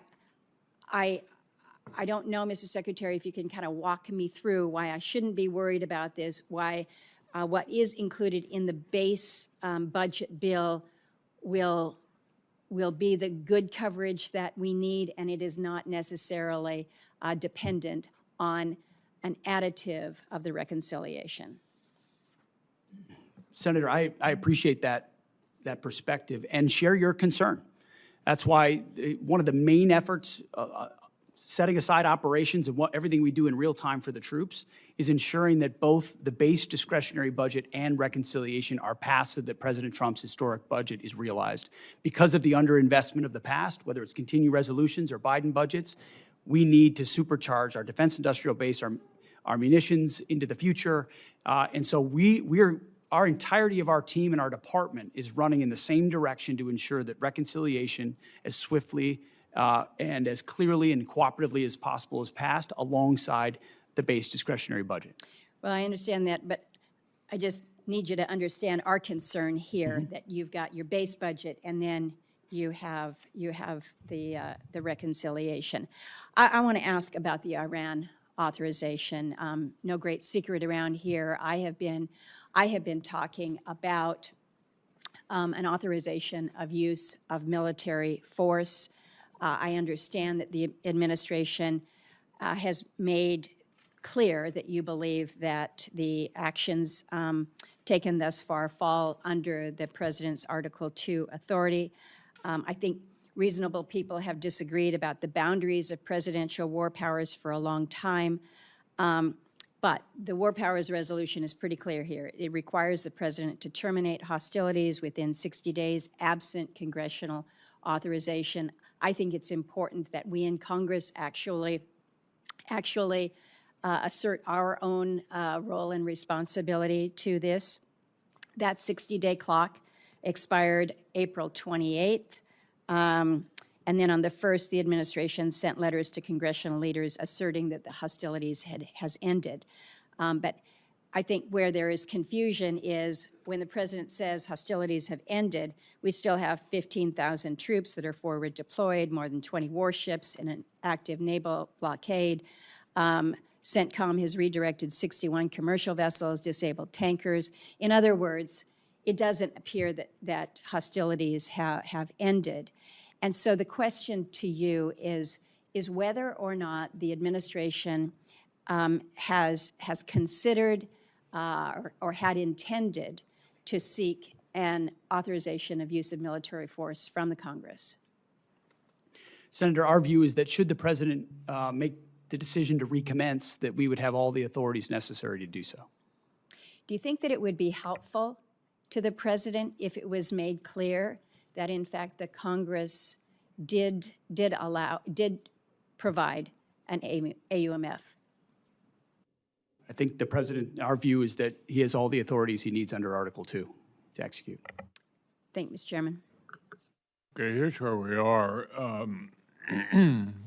The vote is about over. The Secretary has to get with the President on the China trip. I'm going to ask Senator Murkowski to wrap up.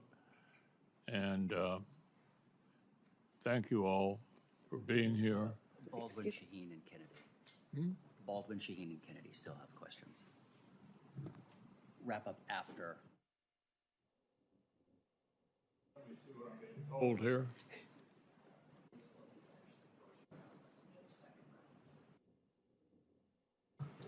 Yeah, obviously there's not a whole lot of time for a second round, so we'll get through everybody. And Senator Murkowski, I appreciate your taking over.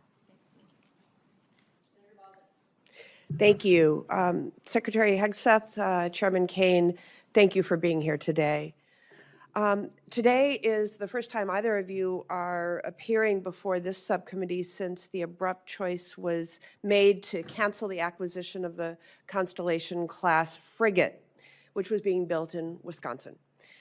These ships were meant to provide vital capability to the Navy in the event of a future war against China.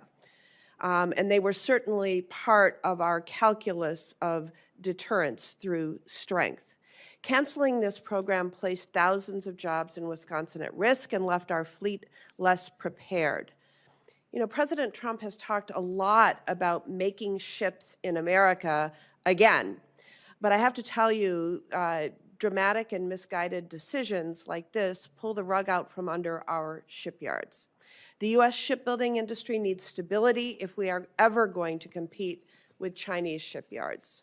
Wisconsin workers who have decades of experience building world-class vessels that defend our nation, that serve commerce and provide transportation, they need stability as well. So I'd like to start with a question to you, Chairman Caine, on the medium landing ships. The Navy's new amphibious ships, which will now be built at the same Wisconsin shipyards working on that were working on the Constellation class less than a year ago. How important are medium landing ships to future U.S. operations in the event of a war with China? Well, Senator, thanks for the question, and I do want to highlight, no matter what the policy decisions are, the great workers up there and in your state, and as the Joint Force considers the options that the medium landing ship would bring to the table in terms of assuring a mobility gap in filling that gap and allowing us to project power at the Secretary and the President's choice in choosing. While not stepping into the Navy's boundaries and mindful that the CNO and SECNAV and acting SECNAV in this case will have views, I hope we'll carefully consider this capability and then, if appropriate, bring it forward to the Joint Force. Yeah. Well, unfortunately, the department included the request for funding the construction of 6 medium landing ships in that partisan part of the budget request, the reconciliation, which is in danger of potentially not even passing this year. To be frank, it does not give me confidence that we are taking this program seriously. What would the impact be if Congress did not appropriate funding for the medium landing ships in fiscal year 27? And are you comfortable with the pace that the Navy is planning on building them, Chairman Caine?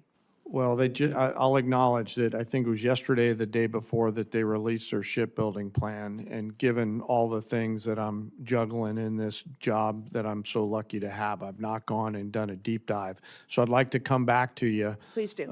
If you're okay with it on that matter, so that I don't wing it. Yeah, thank you. I want to now turn to the war with Iran. Yesterday, I had a chance to meet with service members who were injured in the opening days of the war. They struggled to receive adequate and timely care for their injuries in the Middle East, and the fighting kept them from being quickly evacuated to Landstuhl after being injured. These service members have since been diagnosed with traumatic brain injury, but initially struggled to get properly evaluated or treated, in part because some of our military hospitals overseas and in the U.S. did not have the capacity for them.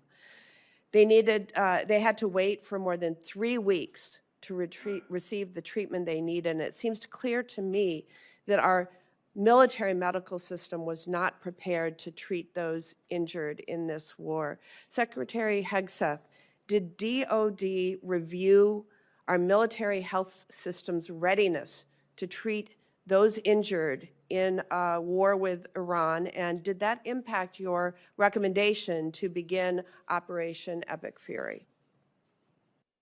Well, the view of the department was always to, as expeditiously as possible, move anyone injured that needed further care to Europe for that care, with the recognition that, thankfully, 90% of those that have been injured in Epic Fury have returned to duty. So most of those injuries have been minor enough that they return, but we always catalog if there could be future complications to ensure that they get care in the future.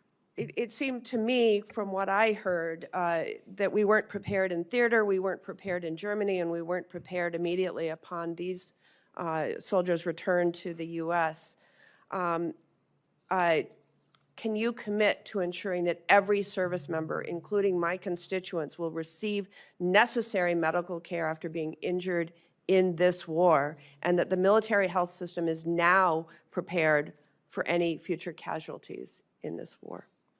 We have been, and we will continue to be.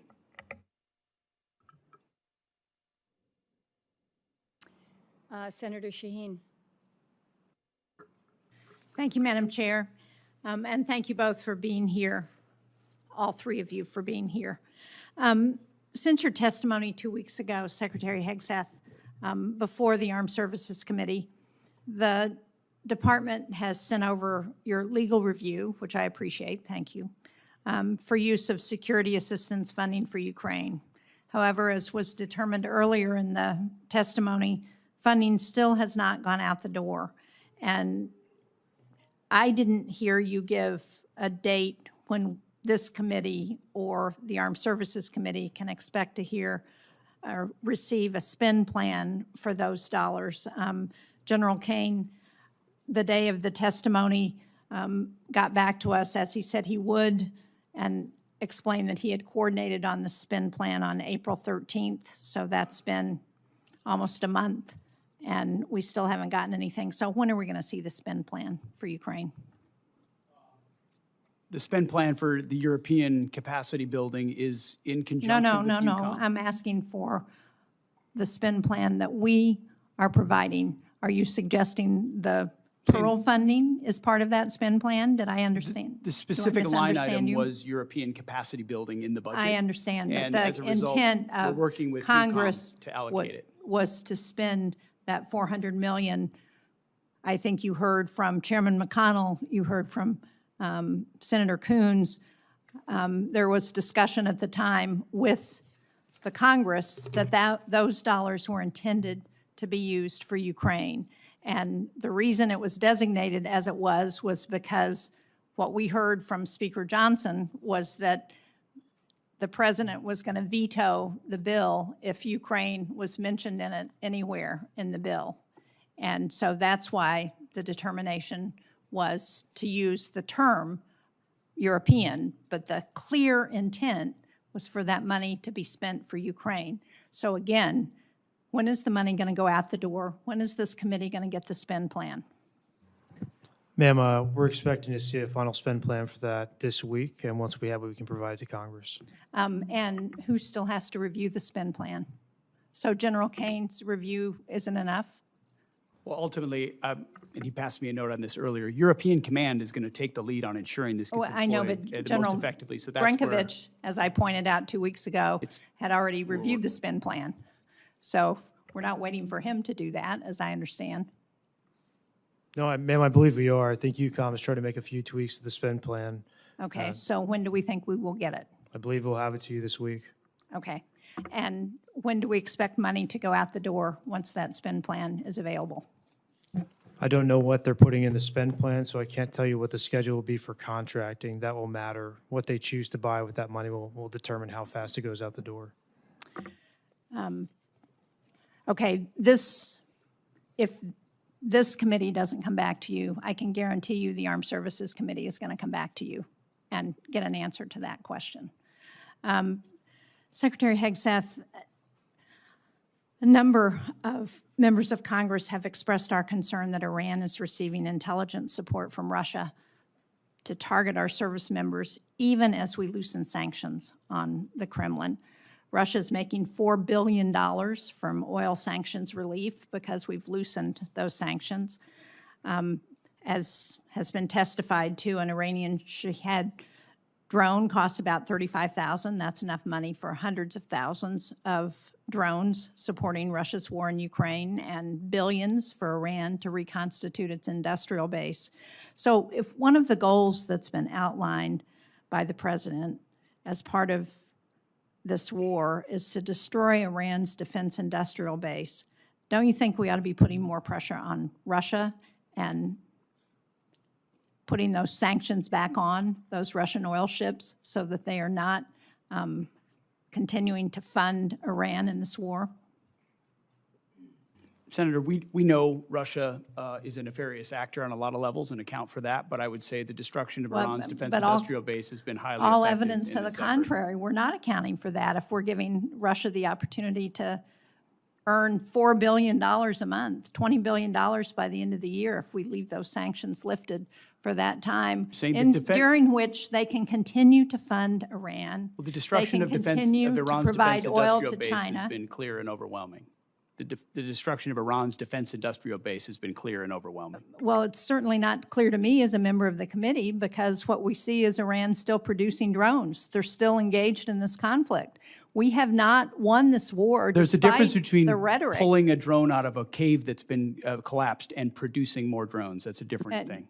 Well, maybe so, but if Iran still has almost 50% of their missile capacity and the ability to pull drones out of caves and still injure our allies and U.S. service members, then we have not won the war. We are told that Senator Kennedy should be here in mere minutes, and so Senator Coons, if you want to ask you, a Senator. couple questions until he arrives. Thank you, Senator Murkowski. Mr. Secretary, I'm just going to follow up on the questions I asked in my first round and the questions that had been asked by members of both parties. In my assessment, there was no imminent threat to the United States that justified the president using his Article II powers, and there was insufficient preparation to make sure that we had the right troops, the right capability deployed. There used to be a consensus in national security that America should only go to war when there's an imminent threat to our national security, when all other options have been exhausted, and when we have clear objectives and a plan for how it ends. As General Caine testified, the military was given 3 clear goals: sink the Navy, attack and destroy the ballistic missile launchers, and degrade their defense industrial base, and you've accomplished those. But President Trump celebrated regime change after saying that regime change was the real goal. And our NATO allies have delivered. They have allowed overflight. They have allowed projection of force despite not being consulted. You said just a few moments ago, Mr. Secretary, we control the Strait. But it's clear that reopening the Strait of Hormuz for commercial traffic eludes us, in no small part because Iran retains a robust stockpile of cheap, lethal Shahed drones, and they are getting help from our adversaries in rebuilding them. What is your plan for reopening the Strait of Hormuz, Mr. Secretary? I would just note that the majority of your question was highly disingenuous and loaded with suggestions that I very much don't agree with. From the beginning, Please feel free, sir, to pick any one of those from the things. beginning, we've been very clear about the military objectives and Yes. the underlying strategic objective, which is preventing Iran from getting a nuclear weapon. Yes. Take, for example, the fact that Iranians' conventional Navy, they had aircraft carriers with Shahed drones on them before this started. They had full-on destroyers and battleship capabilities, none of which they have anymore. And Did the their inability Iranian to- Navy have aircraft carriers? Iranian Navy had 3 drone aircraft carriers. The Okay. Iranian Navy They had 11 launch submarines. platforms for drones, sure. They had 11 submarines. And you've They had sunk a all of the terror regular Navy. Great, good. They retain fast boat capabilities, which they've always had. We understand that, which we can control for and will. We've degraded almost completely their defense industrial base capabilities. The idea that they control anything, you can terrorize something, you can hold it at issue with piracy, as I've talked about at the Pentagon podium time and time again. Correct. That doesn't mean you control it. We control what goes in and out, and we control whether or not we have to restart conflict. The president does as well. Mr. So Secretary. we're the ones that will manage where this goes in the future, and they have very limited ability to set the tempo or respond to it, and that gives the president a lot of options to ensure that Iran never gets a nuclear weapon. The connection between their ability to close the Strait of Hormuz using fast boats and Shahed drones and our strategic goal, shared broadly, to prevent them from ever having a usable nuclear weapon is utterly unclear to me. And my question was, what's the plan for reopening the Strait of Hormuz to commercial traffic, given Shared broadly, but skyrocketing never prices? executed. Shared broadly, but never executed, because previous administration didn't have the willingness to actually do what it would take. And when Iran was at its weakest moments following the 12-day war, but still wanted the pursuit of a nuclear capability, President Trump made the courageous decision to go at their conventional umbrella and shield, which they were using to protect their nuclear program, which we knew came with threats and branches and sequels. My which we've concern, accounted Mr. for. Secretary, is that you've achieved a series of tactical successes but are on the verge of a strategic loss because we are now negotiating. I just think it's so foolish. demand. Here we are in a committee in the United States Senate, 74 days in, and you're talking about strategic loss. We have the ability to 74 defeat a days in. 47-year threat of a pursuit of a nuclear weapon. We have more leverage than we've ever had. We've had incredible battlefield successes, and you're talking about a strategic loss, Mr. cloaked in Secretary? disingenuous questions. Mr. Secretary? This is how you Mr. undercut Secretary? efforts that could otherwise and are otherwise I am being not very your effective. enemy, sir. I am not your adversary. I share your goal of preventing Iran from ever having a usable nuclear weapon. To finish my sentence, control of the Strait of Hormuz, the ability to degrade our partners and allies' gas and oil production capabilities through cheap drones, the ability to harass and harry commercial shipping remains in Iran's hands. And their demands are that we recognize sovereignty for them over the Strait of Hormuz, which I believe our president's rejected, you've rejected, I reject. But my question remains, how do we reopen the Strait of Hormuz to commercial shipping? If we control it, how do we reopen it? And your average American is seeing this at the gas pump every single day as the cost of gas continues to rise. Senator Coons, I know that your question has not yet been responded to. And it deserves an answer. It does But I deserve also an understand I'm answer. delaying my colleagues. But that's the question that deserves an answer, Mr. Secretary. We do have Senator Kennedy, followed by Senator Murphy, and I know that Secretary has a time departure. Thank you for your indulgence, thank you. Madam Chair. Thank you. Mr. Secretary, welcome. Can we agree that if you took President Xi Jinping and turned him upside down and shook him, that the African country of Mauritius would fall out of his pocket? I don't know if we can, but I'd like to indulge you on that. Well, let me try it another way. Mauritius is good friends with China, is it not? I understand there's some level of a relationship there. Yeah. Yeah, like they're BFFs or whatever the young people call it. Prime Minister Starmer wants to give Diego Garcia and the Chagos Islands to Mauritius, which has virtually no connection with the Chagos Islands, who will promptly give a spare key to Diego Garcia to China. Is that accurate?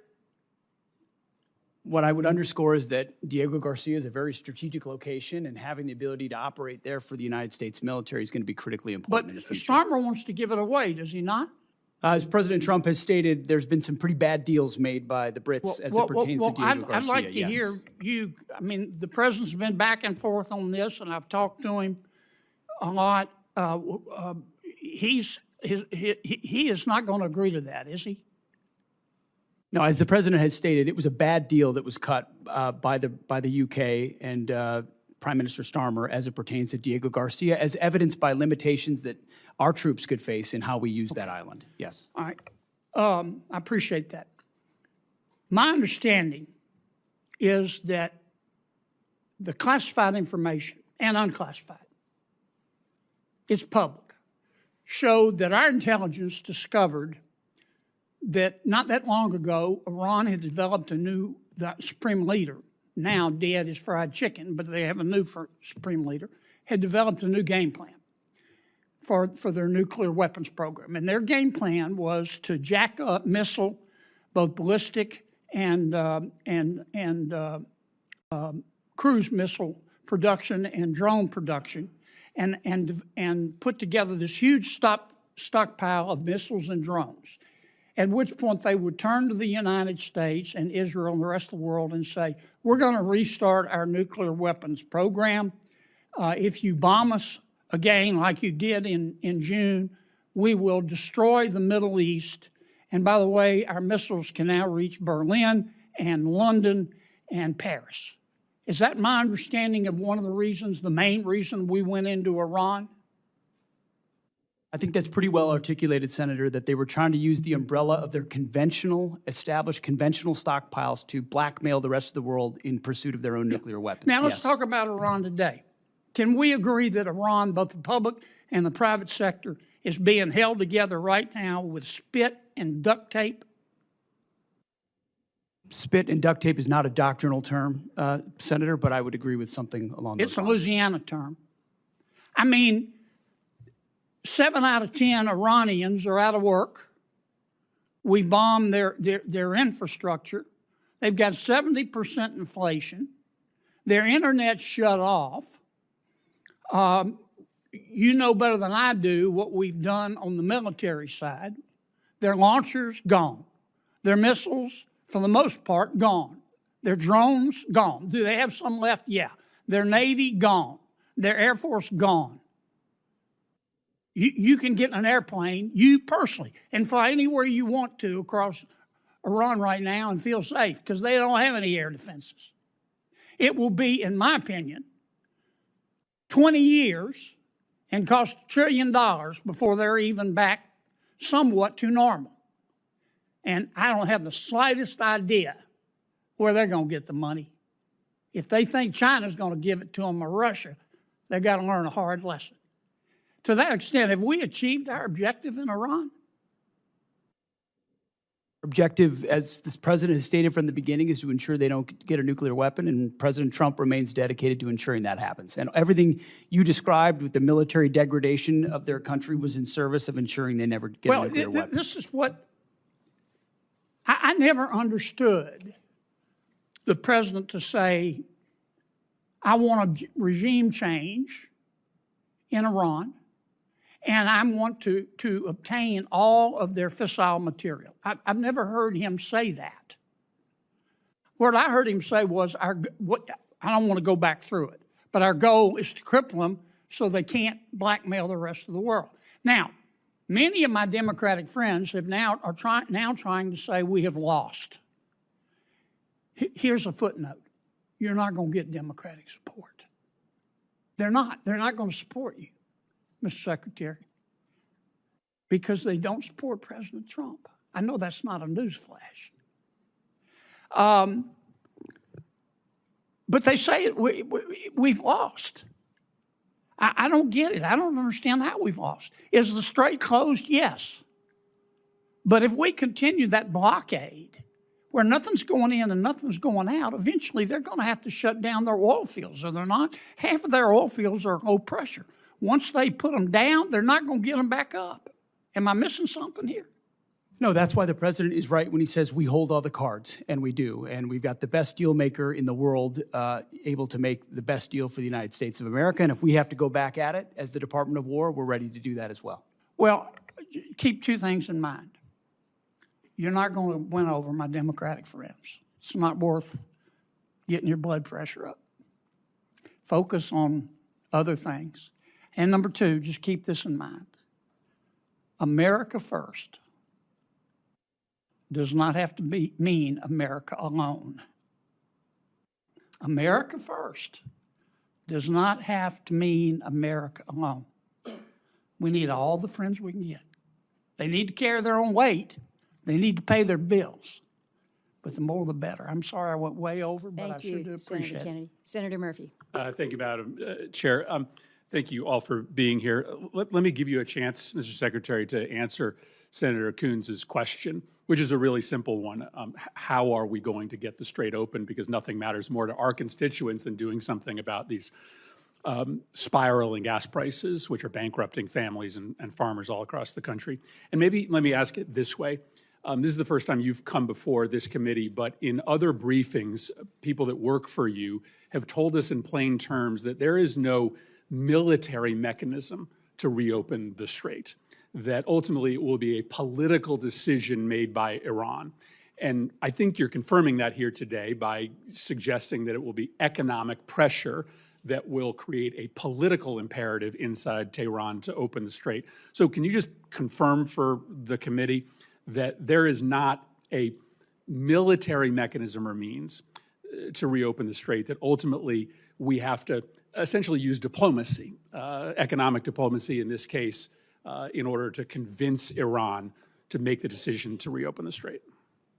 I would say, Senator, there most certainly are military means by which we could open the strait, both on targets on land, and also with what we do with our naval capabilities, not to mention our naval blockade. Why haven't demonstrated you by, done, if that's true, and that's not what has been testified to us in private briefings, why haven't you done that already? Ultimately, a long-term, a preferred long-term approach would be a deal where they open it up, where they stop being pirates of international waters and allow countries from all nations to flow. You know, these aren't U.S. ships that are being blockaded there. These are ships from all around the world, creating much more pressure for other countries than ours. So the bad guy here is Iran, who's closing the strait through piracy effectively, because they really only have fast boat capabilities. We're blockading them. None of their stuff's getting out. They're feeling all the pressure. Okay, here's my follow-up question. You don't worry that through a study of history, you might come to the conclusion that you are overestimating their willingness to cave based upon economic pressure. The Russians believed years ago that Ukraine would cave because of the economic pressure they were putting on Ukraine. We thought the North Vietnamese would cave because of the economic pressure we were putting on them.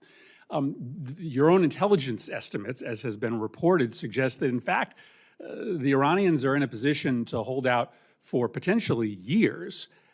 This is a high-risk strategy to hope that this economic pressure will eventually cause them to voluntarily reopen the strait when there's plenty of evidence from military history to show that countries that are being attacked or invaded or occupied are actually willing to put up with a whole lot of economic misery in order to preserve national pride.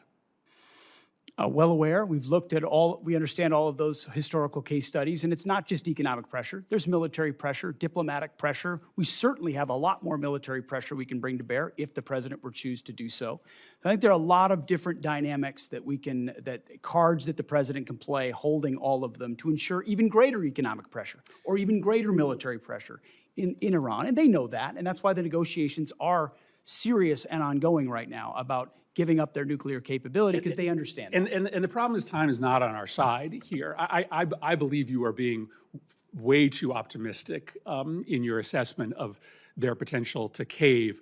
But if this goes on for another 30 days, there are going to be thousands more farms that will go bankrupt. There are going to be families that are going to be ruined. And so time is not on our side. And I just don't believe that Iran is ready to capitulate yet. And if they capitulate in a year, there's going to be a whole lot of families and businesses that are ruined in the United States. General Caine, let me finally ask you a question about what seems to be a difference of opinion between the intelligence services that you rely on and the public statements of the President of the United States with respect to our war objectives. The Secretary and others in the President's cabinet have said very clearly that our war objective is to destroy Iran's missile and drone program. The President said just a week ago that Iran maybe had 18 to 19% of their missile capacity left. But there is public reporting suggesting that our intelligence agencies say that Iran still has 70% of their missile and drone capability, which would be a failure of our objectives if that were to be true. What can you tell us about the number of missiles and drones that they have left, and do you dispute that intelligence estimate? Sir, I'm not going to comment, with deep respect for the question, I'm not going to comment in this forum on what may or may not have been opined on by the IC, which would suggest a leak or a confirmation of any intel. So while I appreciate the question, I hope you'll also appreciate my not answering it. Well, then just give me the President said that 80% of. Yeah, I'm not going to comment on BDA on either way, sir. Well, then how do we or the American public assess the success of the mission when you've stated publicly the purpose of the mission is to destroy their missile and drone capability? How do we assess whether we should continue funding this if you can't state? Well, I'm not going to answer what you guys in the Congress considers the decision criteria around continued funding or not. What I know is that I've not read the report that you're talking about. All of our battle damage assessment matters are classified, and it would be inappropriate for me to comment in this forum on that. And I appreciate the question, but I'm not going to answer it. Let me just put it to Secretary Hegseth. The President said that 80% of their missile capacity had been destroyed. This public report says it's only 30%. Can you give us an answer as to what the real number is? I mean, I would answer the same way as the chairman. Not talking to this committee about the damage assessments? Not Okay. validating leaked information that could be wrong or not wrong. Why would I validate what Well, no, just tell us people what may the number leak or is. not leak? You're- This you- is not a classified well, you setting. said We don't you're- talk about those things. And you Senator like to talk Murphy. about them on TV, we don't talk about them here. I would perhaps suggest that, that some of these questions and responses are perhaps best in a classified setting. But I also acknowledge that we are not in a classified setting. We have held the secretary and the chairman longer than I think they had anticipated. Senators have 1 week to submit additional questions for the subcommittee's official hearing record. We request for a response from our witnesses within 30 days of receiving these questions. The subcommittee stands in recess, subject to the call of the chair, and I would ask those in the audience to remain in their seats until Secretary and General Caine depart. And safe travels to you to China. Good luck.